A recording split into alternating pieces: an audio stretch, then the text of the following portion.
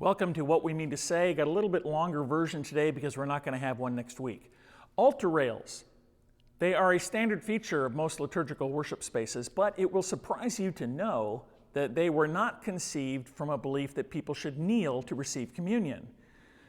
The altar rail's purpose was to provide a visual separation between the nave, the space of the laity, and the chancel and altar area, the space of the clergy.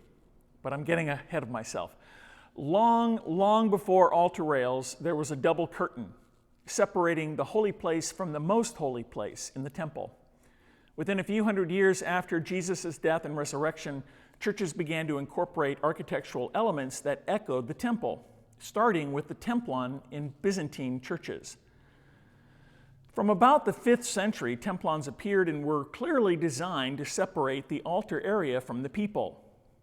Templons varied and over time became ornate, but most, if not all, had archways or some way of seeing through it. From there, the templon developed in two quite different ways. In the Eastern Orthodox churches, it became the iconostasis, and in the Latin West, it became the rood screen. Let's start with the iconostasis. I think it's very interesting because, although it looks like a barrier, its purpose is to create a visual representation of the close proximity of heaven to earth, a proximity accomplished by Jesus. Jesus joined heaven and earth in himself, and he will one day bring that joining to its completion. The narthex and nave where the laity gather to worship symbolize the earthly church. The altar area corresponds to the Holy of Holies in the Jewish temple and symbolizes the heavenly realm. The church on earth and the church in heaven are separated only by the iconostasis, representing the communion of saints and angels worshiping God. The rood screen is a derivation of the templon in the Latin West. Its name comes from an archaic English word that means cross or crucifix. Rood is a synonym for cross. At first, the rood was without a screen. However, it was most often hung at the intersection between the nave and the chancel and altar area. And that way, it symbolized that heaven and earth are joined together by virtue of Jesus' atoning death on the cross. In 1215, almost immediately after the Roman Church adopted the doctrine of transubstantiation to explain what happens to the bread and wine in the Eucharist, screens were built to protect the body and blood of Jesus.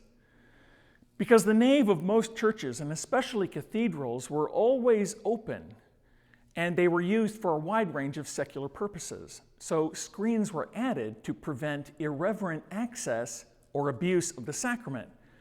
People would actually sometimes try to steal pieces of bread to take Jesus home with them, and thinking that it would protect their home.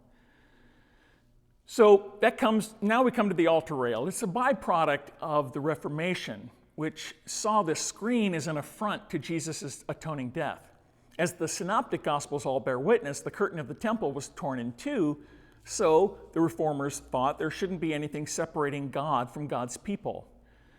Many screens were removed or hollowed out, but it wasn't until the mid-1500s that altar rails appeared during the Counter-Reformation as a kind of compromise. They allowed people to see what was going on, while also indicating that there is still a separation between heaven and earth. My personal take on this is typical of my broad church perspective. The Anglican evangelical in me wants to take seriously Hebrews 4:16. Let us therefore approach the throne of grace with boldness. And 10:19. We have confidence to enter the sanctuary by the blood of Jesus. So I think it is a right and a good and joyful thing when, for instance, children come into the chancel at the peace to greet a parent serving at the altar or in the choir. And I have a particular aversion to symbols demarcating clergy space from the laity space. And yet at the same time, I also believe that everyone should keep in mind that the sanctuary is not like other kinds of space. After all, the very word means holy. So the bottom line then is that rails had nothing to do with kneeling, at least not at first. For at least 1,500 years, Christians received communion standing. The stance for prayer was not kneeling, but standing. Why and when people started kneeling is a topic for another What We Mean to Say.